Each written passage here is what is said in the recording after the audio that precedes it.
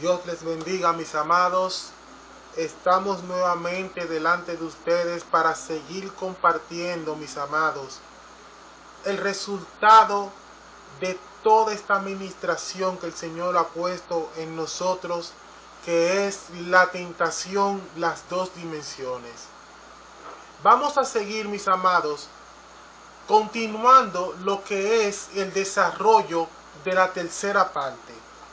Ya anteriormente hablamos de lo que fue la tentación y la caída, y de cómo la caída nos desasoció de lo que es nuestra realidad eterna, porque nos hizo desvincularnos de lo que es la presencia del Padre.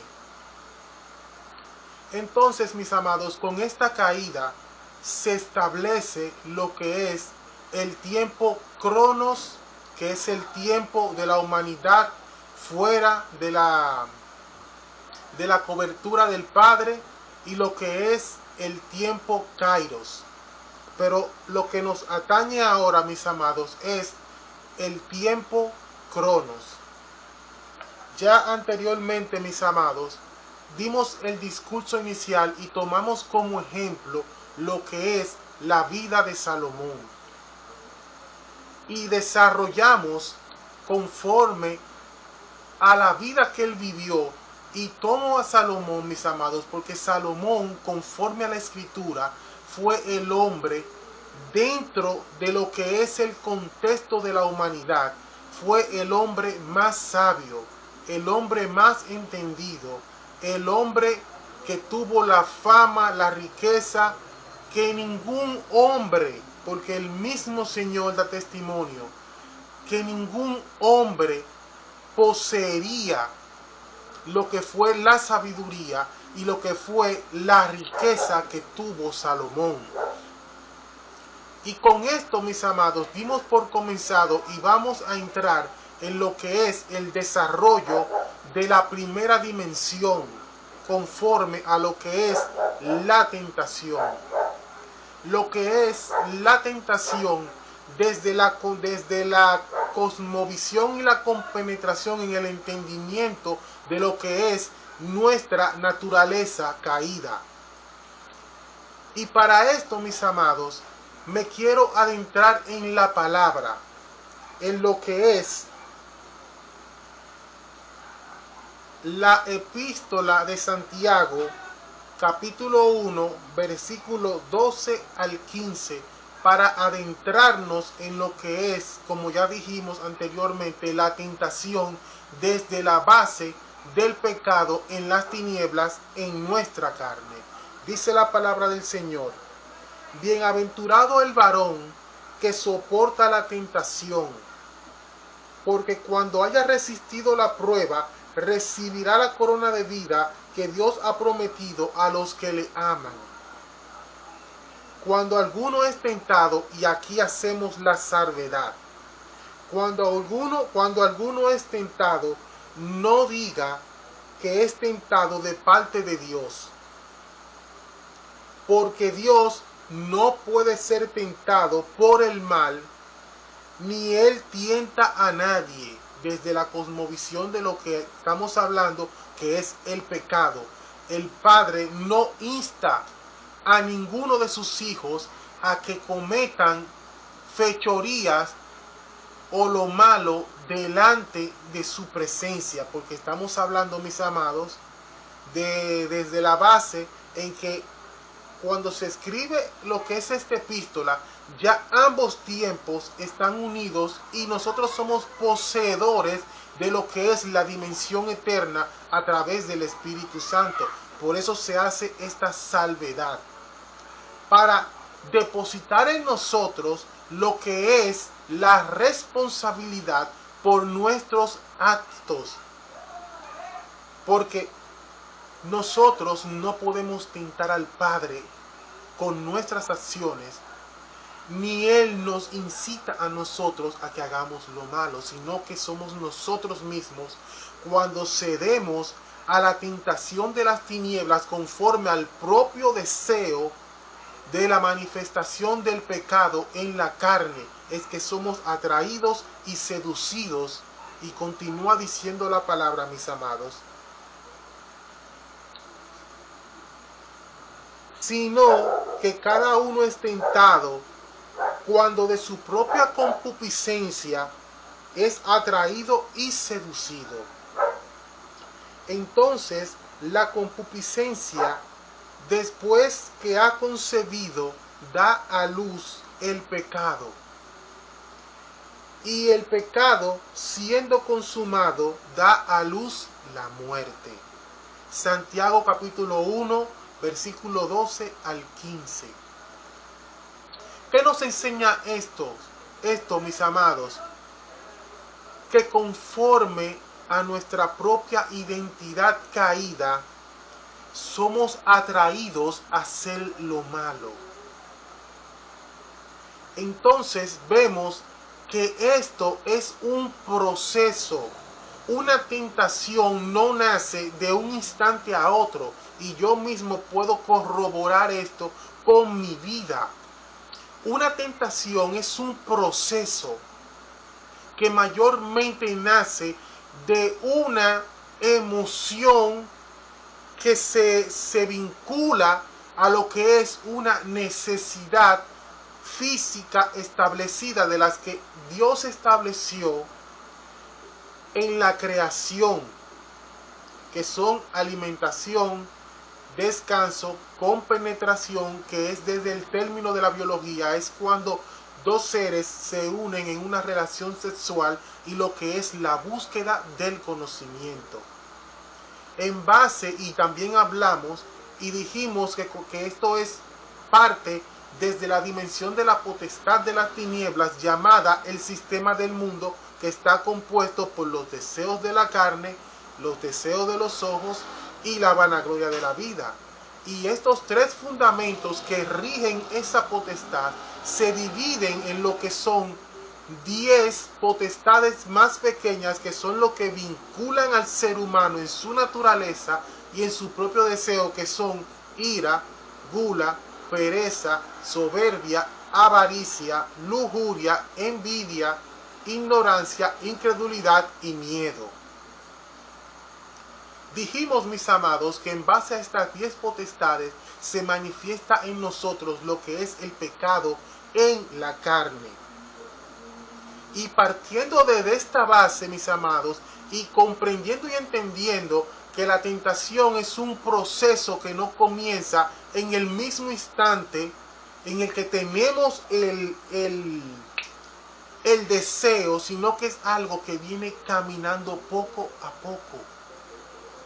Tomando esto en base, mis amados, yo quiero traer ante ustedes 4 ejemplos de la palabra, en los cuales veremos cómo se manifiesta lo que es la tentación desde la óptica de lo que es nuestra propia naturaleza sometida al pecado, que nace por consecuencia de las tinieblas.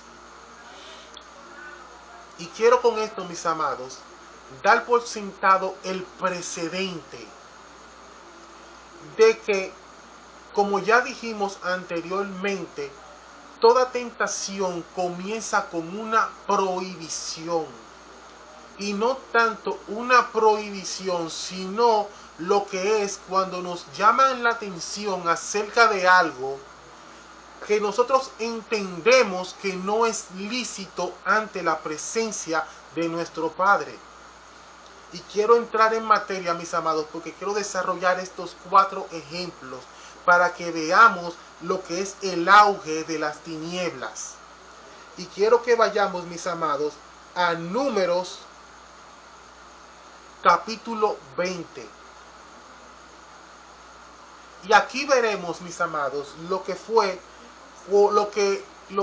cuando Moisés perdió la bendición que el Padre le había prometido de llevar el pueblo a la tierra prometida. Y quiero que extraigamos de esto lo que es la base de la tentación y el producto final de la misma. Dice la palabra del Señor a partir del versículo 1. Llegaron los hijos de Israel, toda la congregación, al desierto de Sin, y en el mes primero, y acampó el pueblo en Cades, y allí murió María, y allí fue sepultada. Entonces, mis amados, miren cómo comienza. Y porque no había agua para la congregación, se juntaron contra Moisés y Aarón. Y habló el pueblo contra Moisés diciendo: ojalá hubiéramos muerto cuando perecieron nuestros hermanos delante de Jehová. Mis amados, y yo puedo entender lo que es la naturaleza humana. Y es por eso que yo me indigno cuando yo leo esto en la palabra. Y es triste porque así somos nosotros. Nosotros recibimos bendición tras bendición y nos glorificamos y nos gozamos en la presencia del Padre. Pero en el mismo instante que ocurre cualquier adversidad, inmediatamente todo se borra y empezamos a cuestionar a nuestro Padre diciendo: ¿por qué me pasa esto a mí? Y esto es el punto de lo que el pueblo hizo. Porque el pueblo se queja porque cuando el pueblo se encendió y el Señor empezó a quitar todo el mundo del medio, entonces yo les dije: pero ¿por qué nosotros no nos morimos con ellos? Entonces continuamos, mis amados. ¿Por qué hiciste venir la congregación de Jehová a este desierto para que muramos aquí nosotros y nuestras bestias? Ellos se están quejando con Moisés. ¿Y por qué nos has hecho subir de Egipto para traernos a este mal lugar? No es lugar de sementera, de higuera, ni de viñas, ni de granada, ni aún de agua para beber. O sea, ellos están reclamando la promesa que el Padre le hizo. Y se fueron Moisés y Aarón de delante de la congregación a la puerta del tabernáculo de reunión.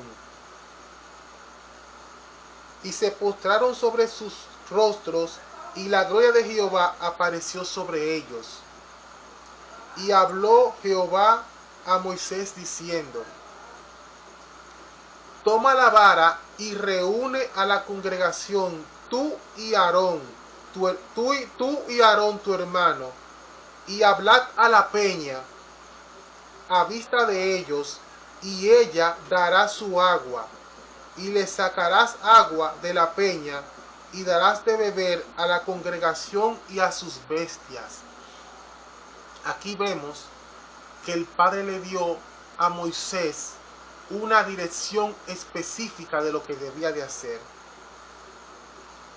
Entonces Moisés tomó la vara de delante de Jehová como él le mandó.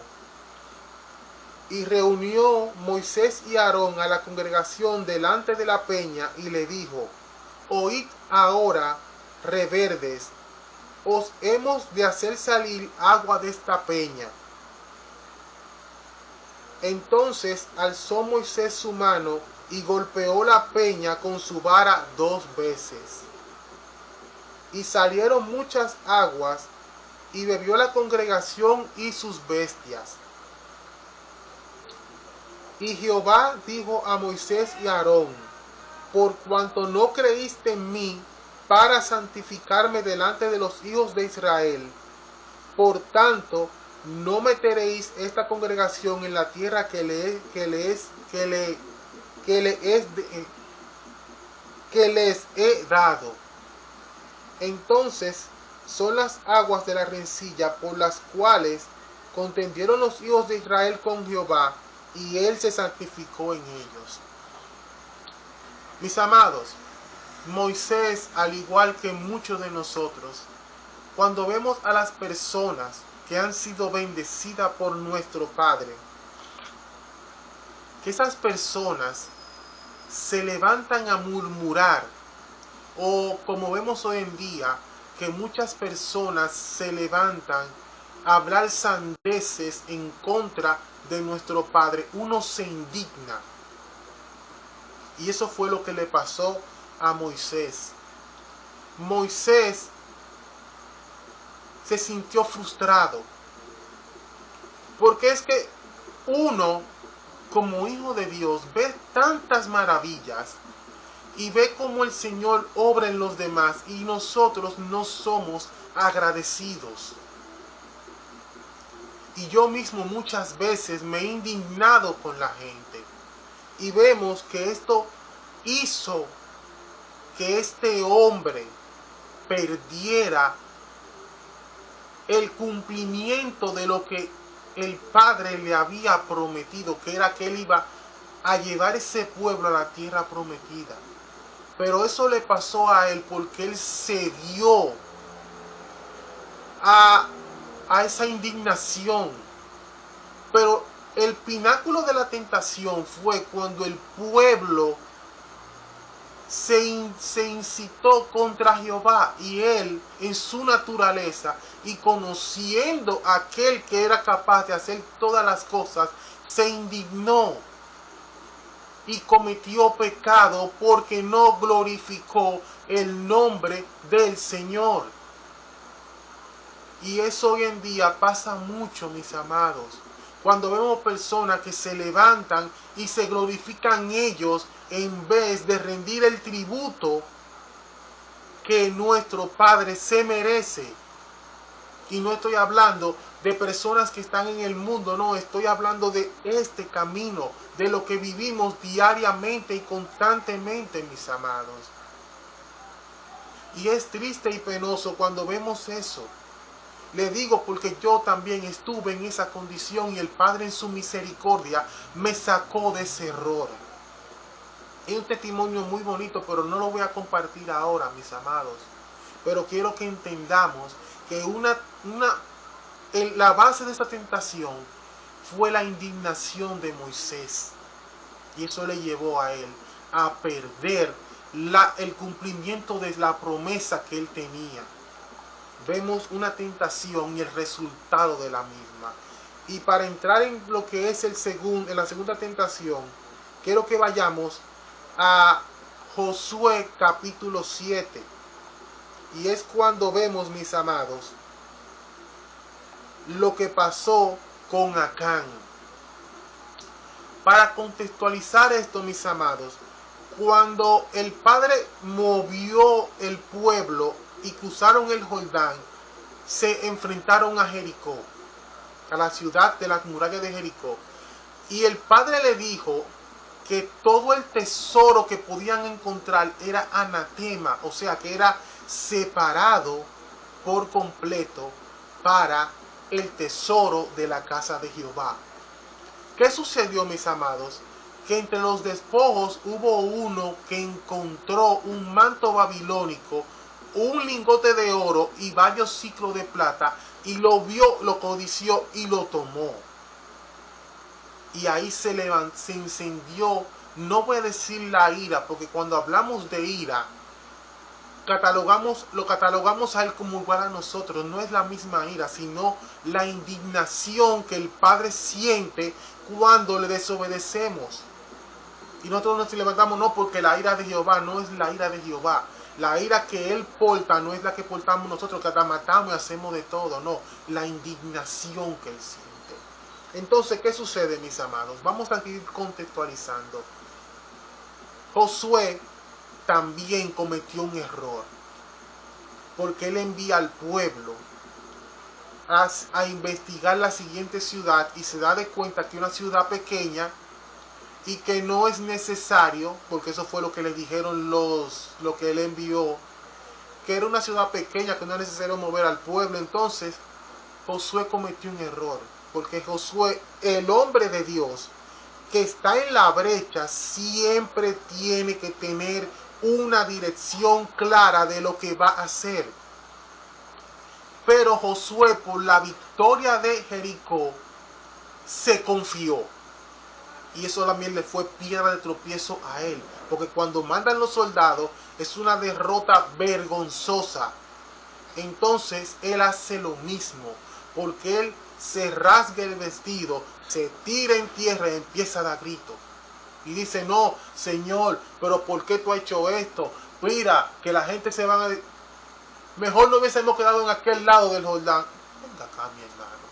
Oiga, eso es parte de nuestra naturaleza. Y no fue Josué, no fue Moisés, ni fueron nosotros. Así tomó todito. Entonces el Señor le reclama y dice, no, Israel ha pecado. Israel cometió prevaricación porque tomó del anatema. Y el Señor le da la dirección de lo que debe de hacer para poner en evidencia quién pecó. Y en el contexto se le hacen censo, se saca suerte y le cae al culpable. Y es aquí donde yo quiero comenzar, mis amados.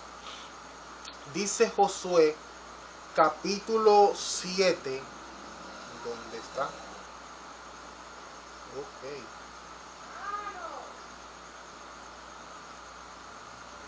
Entonces vemos, mis amados,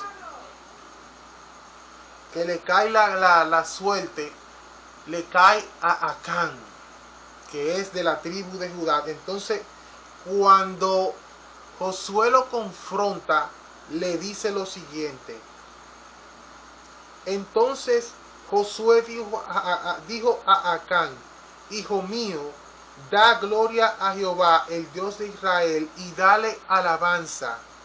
Y declárame ahora lo que has hecho, no me encubras. Y Acán respondió a Josué diciendo, verdaderamente yo he pecado contra Jehová, el Dios de Israel, y así he hecho. Pues vi entre los despojos un manto babilónico muy bueno, y 200 ciclos de plata y un lingote de oro de peso de 50 ciclos, lo cual codicié y tomé, y he aquí está escondido bajo tierra en medio de mi tienda, y el dinero debajo de ellos. Entonces Josué envió mensajeros, los cuales fueron corriendo a la tienda, y he aquí estaba escondido en su tienda y el dinero debajo de ellos. Y tomando de en medio de la tienda, lo trajeron a Josué y a todos los hijos de Israel, y le pusieron delante de Jehová.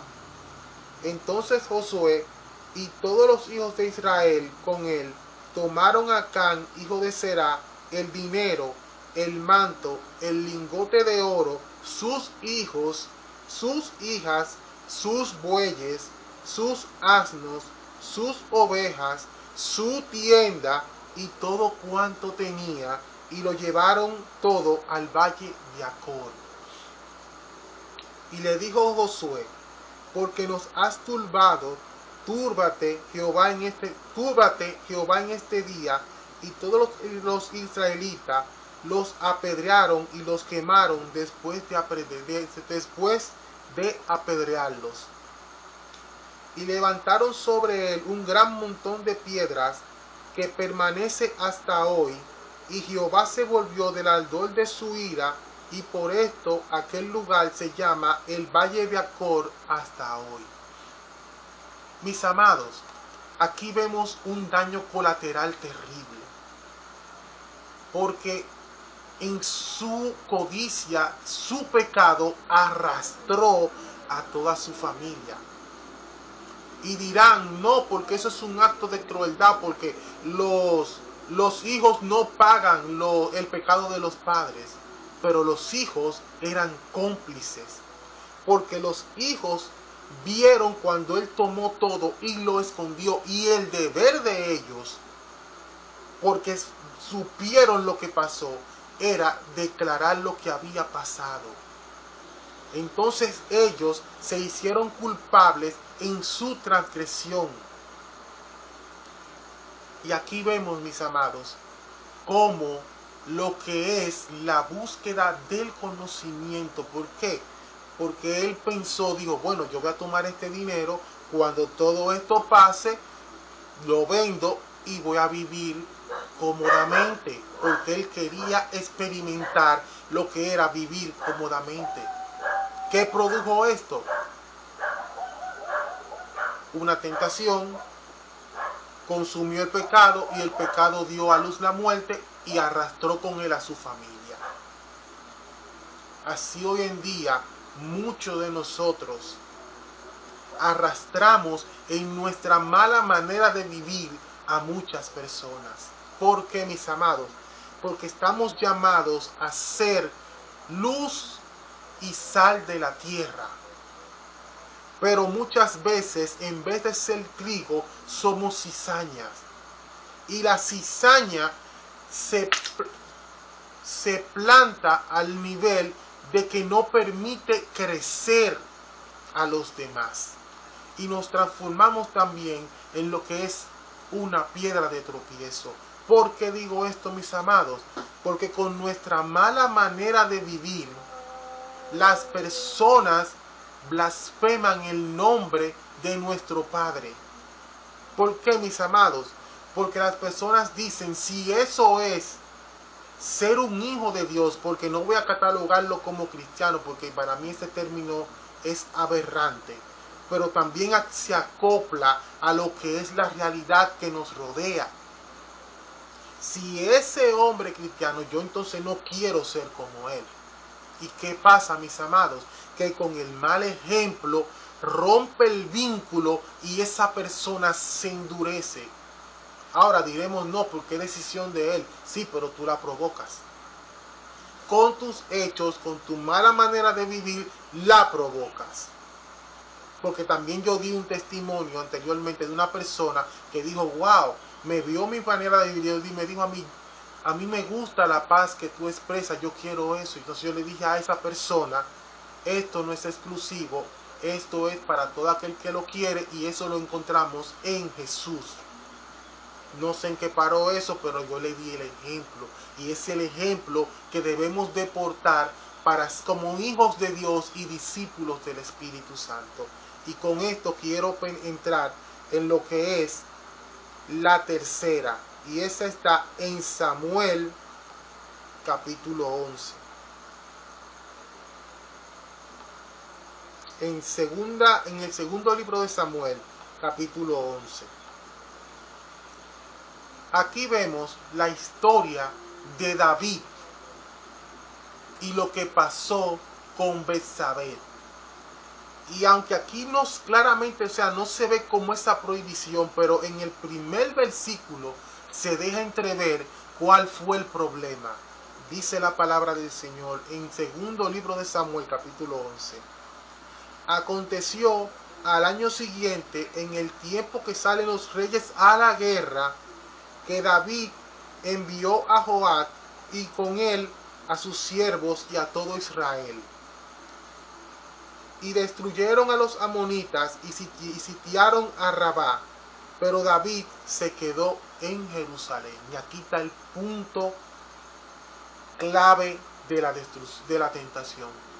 Si una persona, usted como nosotros como hijos de Dios, tenemos preestablecido por el Padre ciertas prioridades y no le damos ese valor a esa prioridad y nos vamos por otro lugar, se levanta y se forma algo que no viene de Dios. ¿Por qué, mis amados? Porque si el Señor me dice a mí, vete para Santiago, yo cojo para Pedernales, yo me estoy saliendo del plan y del proyecto y me estoy sometiendo a lo que son las tinieblas porque estoy desobedeciendo. Y eso es lo que vemos aquí. Entonces, para no ir muy en el contexto de la historia, David un día, como no fue a la guerra, no hizo lo que tenía que hacer, andando en el tejado, vio a una mujer bañándose desnuda en un tejado. Ahora la pregunta que yo me hago es, ¿qué hacía esa mujer bañándose en ese tejado desnuda? Es una pregunta que yo me hago. Y eso es lo que tenemos que ver cuando el enfoque de la tiniebla. ¿Por qué digo esto, mis amados? Porque no podemos lanzarle toda la culpa a David. Betsabé sabía que su tejado daba a la azotea real. Y también ella sabía en el momento que él salía a, vamos a decir, bueno, no está en la guerra, el hombre está ahí. Y wow, dice, wow, pero mira, entonces ¿qué pasó? La mandó a llamar. Ella como no quería, cuando el hombre la llamó, ella no forzó, porque ella no quería, entre comillas. El hombre hizo lo que hizo, la mandó para su casa y la mujer le manda a decir, estoy embarazada. Entonces, porque un pecado da a luz otro, David, para tapar eso, manda a buscar a Uría Eteo, que era el esposo. Pero no tanto el esposo, sino que en la costumbre de Israel, la mujer se desposaba con el hombre y duraban un tiempo hasta la boda, pero ya era como el compromiso. Y ese hombre no tocaba a esa mujer. Y le tocó el tiempo de la guerra y el hombre fue a cumplir su comisión, pero él no había tocado a esa mujer. Y la mujer sale embarazada. Entonces, ¿qué hace don David? Lo manda a buscar a él para tapar el pecado. No, que tú estás de boda, vete para tu casa para que estés con tu mujer. Y el hombre es tan íntegro que él no va a su casa, él se duerme en la puerta. Cuando David lo manda a buscar, le dice, no, yo no puedo hacer eso, porque mis hermanos están en la guerra y están muriendo, y cómo yo voy a irme a mi casa a resolver con mi mujer y a dormir en mi lecho tranquilo mientras mis hermanos están muriendo. Entonces David, que no es tonto, porque tampoco él tuvo su culpa, lo emborracha y es tan criminal que le da carta, o sea, le manda la sentencia de muerte con él mismo. ¿Qué sucede? Lo manda donde Joab. Joab lee el mensaje, sueltan al pobre muchacho en el medio de la batalla, lo matan. Lo matan. Entonces David dice, bueno, recoge su mujer, pero Dios manda a Natán. Natán le hace el reclamo de la corderita. Entonces a mí lo que me gusta es, porque a mí me encanta esto, que todo el mundo condena hasta que se da cuenta de que es él, de que es uno mismo el causante. Le hace la historia de la corderita, del hombre rico, el hombre pobre. Entonces dice la historia que el hombre rico, teniendo de todo, le quita la corderita al hombre para dársela una visita. Entonces David se enciende en ira. No, el que hizo eso es digno de muerte. Le dice Natán, mira, eres tú. Ay, madre. Ay, mi madre. Ay, santo. Tú le quitaste tú teniendo toda la posibilidad, le quitaste la mujer a Uría Eteo y lo mandaste a matar. Por tanto, la sentencia, ese hijo no vivirá, y de ahora en adelante en tu casa habrá espada. Y ahí vemos la historia, lo que él pasó con el hijo y todo lo demás. Y de ahí en más, David, aunque Dios lo perdonó, pero le quitó esa fuerza y ese vínculo de que David era David, de que Saúl mató miles y David a sus 10,000, no. De ahí para adelante David se volvió una vergüenza, porque los mismos soldados cuando iba a la batalla le dijeron, no, vete. ¿Y qué vemos aquí?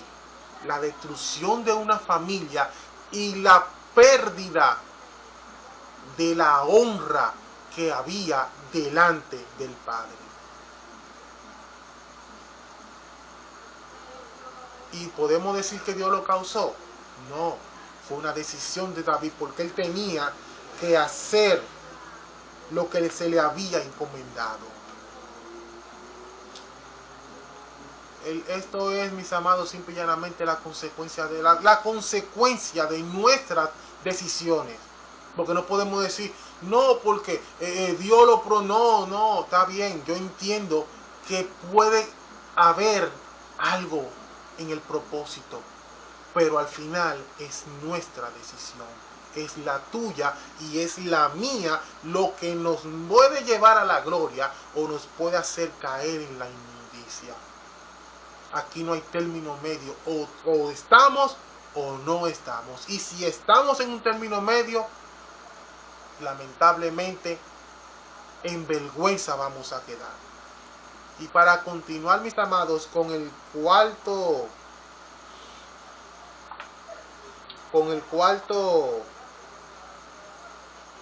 término de la tentación, el cuarto ejemplo, quiero que vayamos al primer libro de Reyes, capítulo 12, del 12 en adelante. Y vamos a contextualizarlo, mis amados, porque siempre tenemos que contextualizarlo.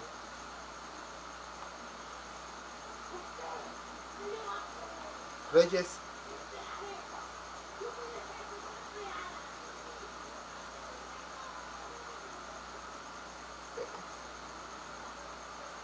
primer libro de Reyes, estoy toqueando ya.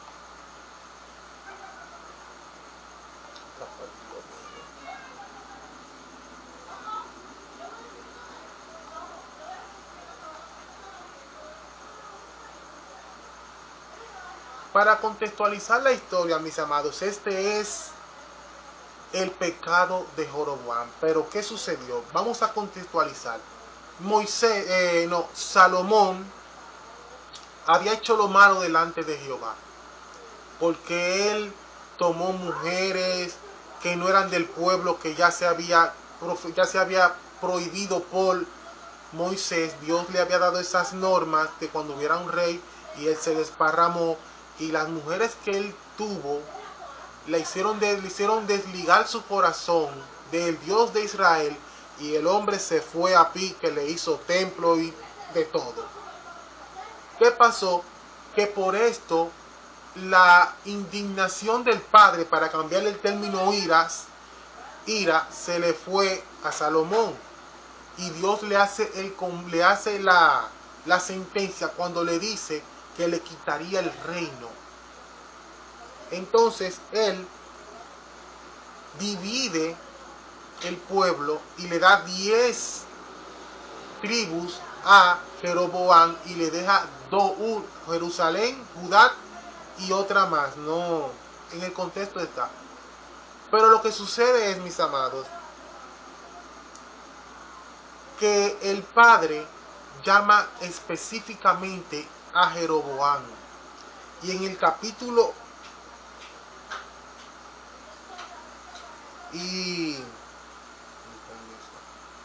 entonces, mis amados, cuando Dios habla por boca del profeta a Jeroboam, le da una directriz de lo que él debía de hacer para conservar el reino, y eso está en el capítulo, en primer libro de Reyes 11, del versículo 36 al 40. Dice: y a sus hijos, eso, o sea, hablando Dios con él. Ok. Y a sus hijos daré una tribu, para que mi siervo David tenga lámpara todos los días delante de mí en Jerusalén, ciudad que yo elegí para poner en ella mi nombre. O sea, el padre hace la salvedad de que en Jerusalén él pondría su nombre. Eso es hablando el profeta a Jeroboam. Entonces sigue diciendo.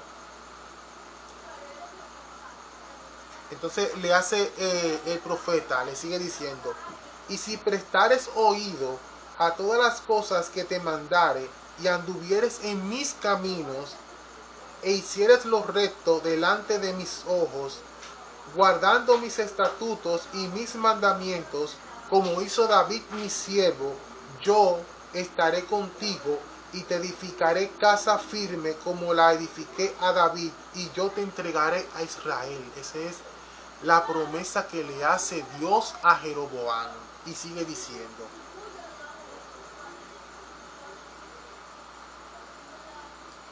y yo afligiré a la descendencia de David a causa de esto, mas no para siempre.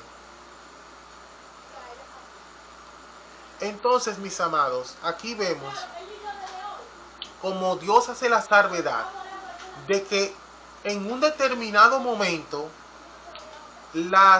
Israel volvería a lo que es, a volverse a unir a la casa de David.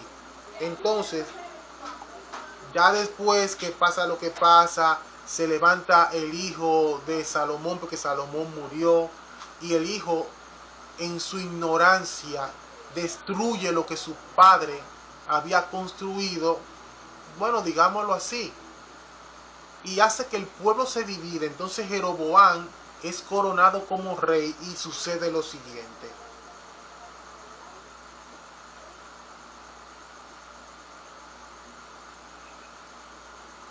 A partir en el capítulo 12, a partir del 25 dice: entonces, ya después que Jeroboam había sido coronado como rey, dice: entonces reedificó Jeroboam a Siquén en el monte de Efraín y habitó en ella. Y saliendo de allí, reedificó a Penuel. Y dijo Jeroboam en su corazón: ahora se volverá el reino a la casa de David. O sea, ya el hombre está actuando en demagogia, porque ya Dios se lo había dicho, pero el hombre actúa en demagogia. Dice: no, pero espérate, el reino va a volver a él y yo no quiero eso. Demagogia. Si este pueblo subiere a ofrecer sacrificios en la casa de Jehová en Jerusalén, porque el corazón de este pueblo se volverá a su señor Roboam, rey de Judá, y me matarán a mí, y se volverán a Roboam, rey de Judá. O sea, ya el tipo está maquinando lo que no ha pasado. Y eso pasa, mis amados. Cuando uno empieza a meterse esos pensamientos raros, y que no, que todo puede ser así, que no. Vamos a seguir. Y habiendo tenido consejo, hizo el rey 2 becerros de oro, y le dijo al pueblo: bastante habéis subido a Jerusalén. He aquí tus dioses, oh Israel, los cuales te hicieron subir de la tierra de Egipto. Oye esa vaina. O sea, fueron los becerros, no Dios. Pero hay mucho ahí. Y se me estoy quedando sin tiempo, mis amados. Pero vamos a darle hasta donde podamos. El Señor ponga. Y puso uno en Betel y el otro en Dan. Y esto fue causa de pecado, porque el pueblo iba a adorar delante de uno hasta Dan. Hizo también casa sobre los lugares altos. Hizo y puso uno en Betel y el otro en Dan. Y esto fue causa de pecado, porque el pueblo iba a adorar delante de uno hasta Dan. Hizo también casa sobre los lugares altos, e hizo sacerdotes de entre el pueblo que no eran de los hijos de Leví. Entonces instituyó Jeroboam fiesta solemne en el mes octavo, a los 15 días del mes, conforme a la fiesta solemne que se celebraba en Judá. Y sacrificó sobre un altar. Así hizo en Betel, ofreciendo sacrificios a los becerros que había hecho. Ordenó también en Betel sacerdotes para los lugares altos que él había fabricado. Sacrificó pues sobre el altar que él había hecho en Betel a los 15 días del mes octavo, en el mes que había inventado de su propio corazón, e hizo fiesta a los hijos de Israel, y subió al altar para quemar incienso. ¿Cómo le explico yo esto, mis amados? El hombre se encendió en vanidad, y lo peor de todo esto, mis amados, es que es la palabra clara cuando dice que eso fue de él mismo. Fue de su propio corazón, fue de su propia concupiscencia. Y por eso es que tenemos que tener en cuenta el arrastre que tuvo. porque de ahí en más, todo rey que se levantó en la parte de esa de Israel, que al final terminó convirtiéndose en Samaria, es clara la palabra que dice que todos anduvieron en el pecado de Jeroboam. Todos. Y el arrastre fue tan fuerte que la nación se dividió y rompió el vínculo. Y aquí vemos, mis amados, lo que es el arrastre de una tentación en la trascendencia, porque así hay que decirlo, porque se trascendió. Jeroboam murió y siguió caminando hasta destruir por completo lo que fue esa nación. Mis amados, y uno tiene que tener mucho cuidado con esto. Porque uno, como portador de algo que el Padre puso en nuestras manos, podemos destruir lo que es toda una generación y causar un percance hasta el mismo final de los tiempos. ¿Por qué digo esto, mis amados? Porque conforme a lo que en la historia está más que claro. Si nos ponemos a analizar cada división que ha habido en lo que es este camino, partiendo desde la base, cuando se formó lo que fue la Iglesia Católica, porque la Iglesia Católica no fue establecida por el Padre, sino como un vínculo humano.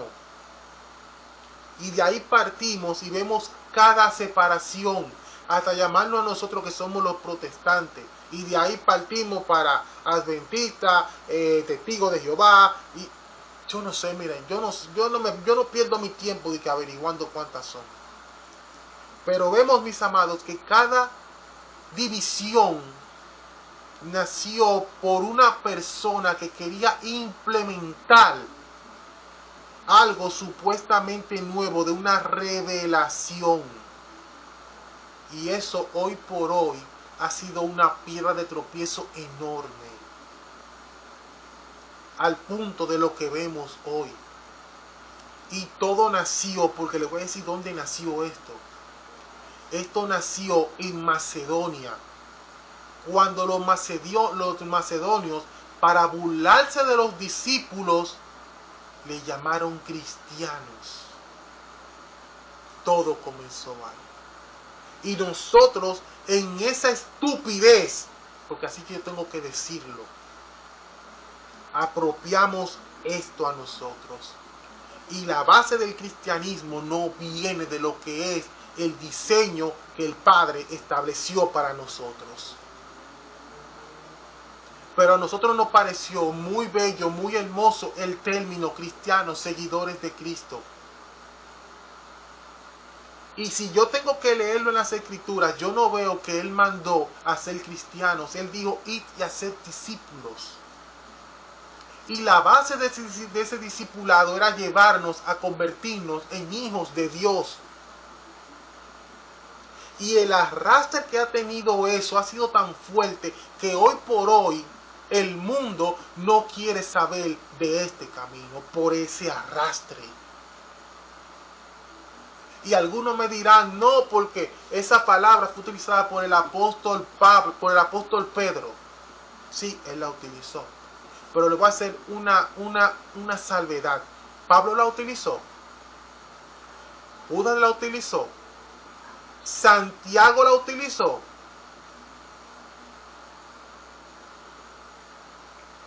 Yo lo digo claramente y sé que me van a matar por esto. Pero ahí, con ese término, Pedro cometió un error. Y no que le estoy cuestionando toda la obra que el Padre hizo a través de él, pero ahí, si yo tengo que decirlo, Pedro se equivocó. Porque eso sirvió de base para lo que hoy somos cristianos. Y eso no fue establecido por el Padre. Porque de ese cristianismo nació lo que fue la Iglesia Católica y todo lo que vemos hoy. Entonces, mis amados, ¿qué yo quiero dar por entendido con todo esto? Que nosotros entendamos las consecuencias y el arrastre que puede tener una tentación cuando nosotros mismos le damos cabida. Porque no podemos decir, como dicen muchos, no, porque el diablo me obligó, no, porque la carne es débil. Eso es mentira del diablo. Eso es mentira suya. El diablo, la única posición es que hace, que te dice, mira ese celular y te lo pone ahí. Toma, ahí está. Y él te dice, míralo. Está bonito. Está cómodo. Nadie te está viendo. Pero él no te toma la mano y te dice, tómalo. No, uno toma la decisión. Uno. Por eso es cuando yo veo esta infinidad de testimonios que hay en día, porque dicen, no, porque el diablo estaba operando en mi vida, no, porque el diablo, no, mi hermano, yo no voy a negar el poder de la influencia, pero es una decisión que usted tomó. Porque cuando yo me desparramo y peco y me voy de cabeza, yo tengo que ser responsable y admitir que fui yo quien se dio. Y eso hago delante de la presencia del Padre. Porque muchas veces Él me ha dicho, mira, tú sabes lo que estás a punto de cometer. Y yo hago caso omiso y me desplayo y me voy a pique. Pero yo no puedo decirle a Él, no fue el diablo. No, no fue el diablo, fui yo, mi hermano, fui yo. Y cuando a mí me toque plasmar el resultado final de todo esto en mi vida, a mí se me va a importar que a mí me digan que no quieran saber de mí, pero yo tengo que decir las cosas como son. Y pongo como ejemplo mi vida, porque yo no puedo hablar de fulano ni de sultano. Yo. Porque es muy fácil sacar la paja del ojo ajeno sin uno ver la viga que uno tiene. Es muy lindo. Mis amados, no vamos a seguir extendiendo más esto porque ya el tiempo se me acabó hace rato. Eran 45 minutos, pero gloria a Dios. Les dejo como la reflexión, mis amados, que tenemos que empezar a ser honestos y sinceros, primeramente con nosotros mismos y luego delante de la presencia del Padre. En la dimensión del pecado, nadie puede excusarse ni justificarse. Porque al final es una decisión nuestra si pecamos o si nos apartamos de ese pecado. Mis amados, no me extiendo más. Este fue su hermano Martín Valdés Santana, hijo de Dios y discípulo del Espíritu Santo. Más adelante continuaremos con este tema que, a mi entender, es la base de todo lo que representa este camino.